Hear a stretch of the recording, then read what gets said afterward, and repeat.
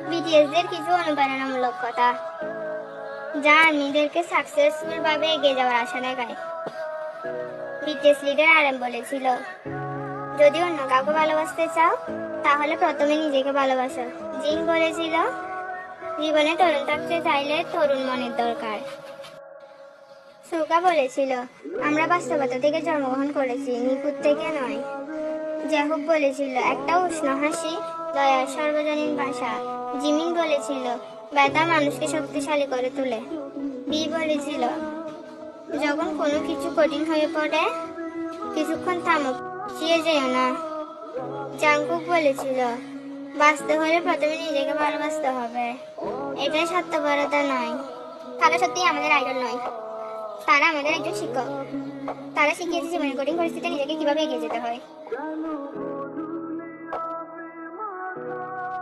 আমরা গর্বিত কারণ আমরা বিটিএস আর্মি।